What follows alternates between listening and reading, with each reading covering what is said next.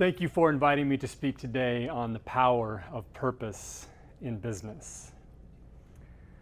I want to start by talking about a broken promise, the promise of the American dream.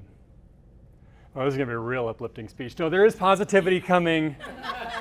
We just have to go through the darkness before we get to the light. I think of this as an equation like two sides, left side, right side. On the left side, it's your work. On the right side, it's your return, the reward for your work. Let's look back one generation. Look back to the 90s. You gave 45 years of work, so from 9 to 5 each day, 5 days a week, 50 weeks a year, 45 years, 90,000 hours of your work. And in return, you got security of income. You got a path to owning a home and raising a family. You got security of health.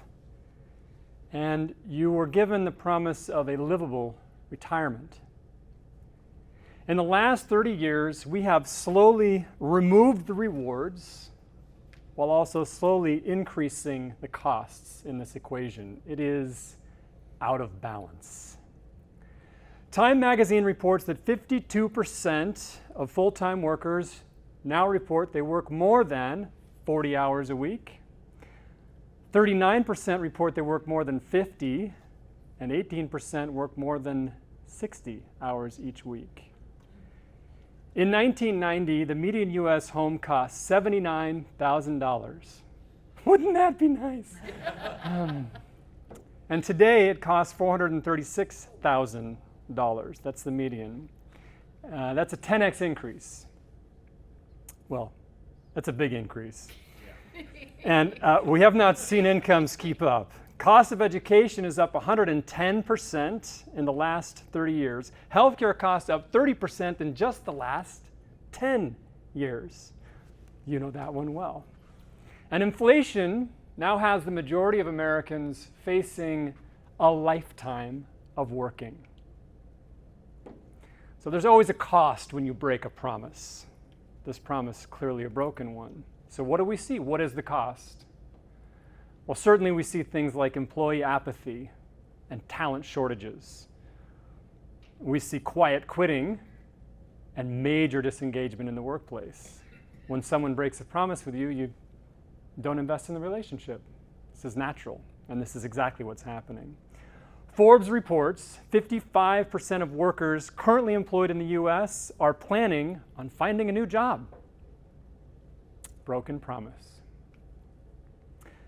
7 years ago, I took a job that would end up changing the course of my life.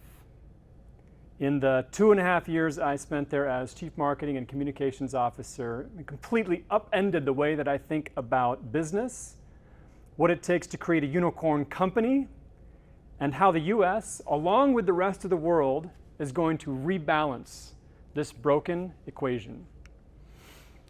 During the time that I spent with this company, we achieved benchmark-crushing success in every measure of business performance, from employee satisfaction to total shareholder return. We captured every award our industry had to offer. And ultimately, this company secured 60% market share in the industry that we were operating in. We doubled, redoubled, and redoubled again the company's valuation in less than 30 months and ultimately reached unicorn status, being a privately held company worth over $1 billion. We did pretty good. What did we have that our competitors did not? We drew from the same talent pools. We offered market rate compensation. We had industry standard technology, and we charged industry standard pricing. So that's all the same. I have come to believe that it was our effort to put purpose at the center of everything that we did that unlocked the true potential of this company and the people within it, and rebalance the equation for what it means to exchange your life energy in the context of business. I believe purpose, that's the impact that a company seeks to make in the world, is the new variable for meaning and success. Was purpose the only reason for our success? No. No, we had great leaders, talented employees, a sharp technical team, and a strong culture. But purpose served as the catalyst, the driving force that elevated our outcomes across every function and every department. Purpose gave us a North Star that streamlined our decision making. It drove innovation. It created passion and pride. It fostered great partnerships. It aligned our departments. It attracted our clients. And purpose gave our work meaning. Collectively, we were making a real difference in the world. And that's a reason to be waking up and going to work every day. It replaced missing things in the equation for everyone who was involved. After a nice exit, I departed that role. I became a disciple in the Church of Purpose. I read articles, I read books, I watched lectures, I took in the newspaper articles, I did the workshops, and I conducted over 100 interviews in a content series with executives to learn more, to really soak it in. I wanted to know more about what this meant and what it could mean for businesses around the world. I learned from Deloitte that purpose-driven companies had a 40% higher level of workforce retention than their competitors do. I learned from the Harvard Business Review that companies that operate from purpose do a better job of predicting the future, operating and innovating in the present, and learning from the past. I learned from Boston Consulting Group that nearly every company with a purpose strongly embedded within the organization has a 10-year total shareholder return above the S&P 500 median. Strong performance because of purpose. I also learned that while purpose can be enormously powerful, it can also be dangerous, like gasoline. Purpose, used correctly, can serve as a fuel for massive growth. Used incorrectly, it can blow up in your face. When purpose devolves to platitude, every benefit becomes a detriment. Employee churn, client attrition, reputation damage, and loss of shareholder value. Ouch. Do you guys remember Volkswagen when they were very proud and loud about their commitment to the environment, having achieved the fleet of cars, the fleet of vehicles that held the record for the lowest total emissions of any fleet of any manufacturer? Congratulations. Yeah, they did great with their marketing, claiming that this was their purpose, and yet it was clear they hadn't operationalized it, because when we learned that they had falsified the emissions reports on their vehicles, we found out who they really were. And because of that, because they wielded purpose falsely, they lost some value.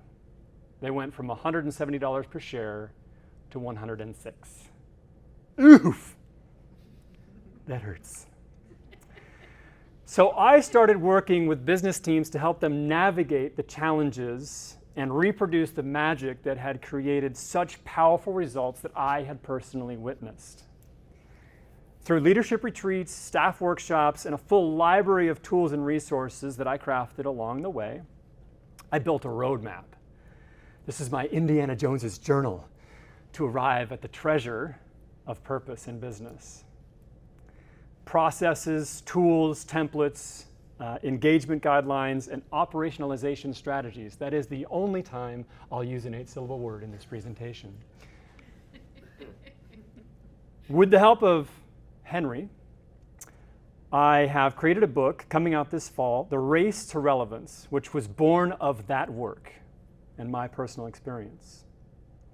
The Race to Relevance shines a light on the new paradigm of business in the world and delivers a how-to for leaders to fully, here it comes again, operationalize purpose. Count it out, it's fun. I'm talking about dreaming as boldly in the dimension of our humanity as we have been in the dimensions of technology and process and commerce and capitalism in general. Where a new marker for greatness in business will not be how many billionaires you've cranked out, but who has lifted our species to its greatest potential. It's a very different paradigm of business. My mom doesn't know this yet, but I have basically written the preface I get it.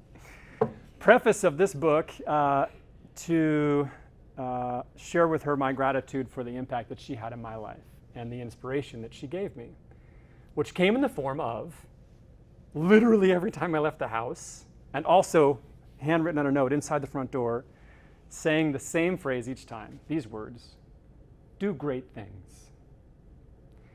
So this phrase was met by me with a variety of emotional experiences, especially with my friends in tow. Man. Everything from, pride and encouragement and feeling bold to overwhelmed and embarrassed even by this idea, right? Like, do great things. What do you mean, Mom? And I would say it wasn't until my early 40s that I really understood it. Be a part of something great.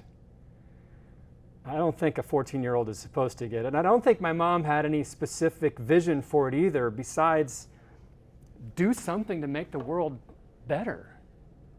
Cranking out the next billionaire is not what that's about. And if you're going to spend 90,000 of your hours involved in something, make sure you believe in it. In the last 150 years, there have been many sea change innovations that have defined eras of business and defined huge swaths of winners and losers based on who adopted that innovation and who did not. I believe that the next major innovation that is taking place in business is going to not be any specific technology, but instead a shift that enables businesses to navigate shifts in technology, a shift that rebalances a broken equation.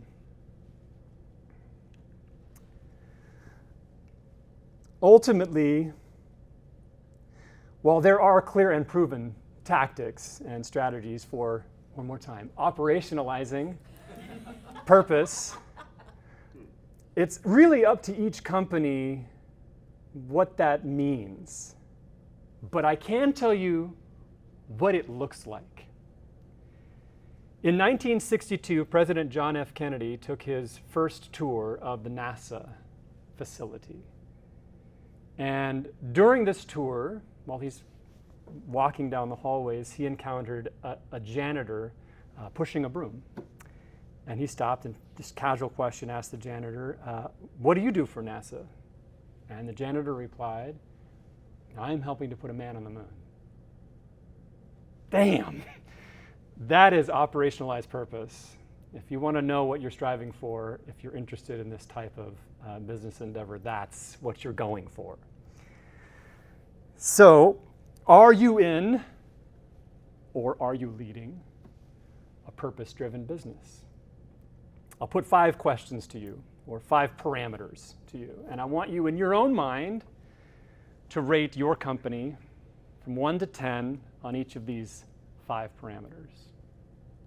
Number 1, our company serves a clear visionary purpose with present-day relevance. So 1 to 10, 1, not even close. 10, nailed it. Number 2, our purpose inspires and motivates our employees. Grading your own paper now, yeah. 3, our leaders embody and model purpose within our organization. Okay. 4, Our business objectives, goals, and measures are tied to our purpose. What do you see in your reporting? What do you open and close your meetings with, right? 5, our strategic decisions are guided by our purpose.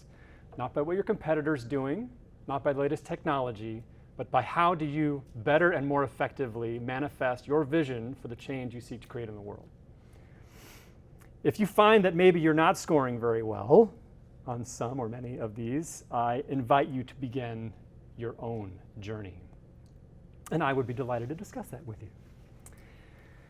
It has been enormously rewarding for me to play even a small role in the global shift to an economy that can be driven by purpose. By building a world around purpose, we bring meaning to our lives and honor the greatness of our humanity. But you must remember, it's not about the business outcomes. It's about the impact you're seeking to create. Yes, the business benefits are tremendous. But if you pursue purpose because you want to boost your stock price, you will fail. You must be true of heart for this to work. I will leave you with a quote from Simon Sinek. What you do proves what you believe. It is the changes we believe in that will return balance to a broken equation and restore life to a broken dream. Do great things. Thank you.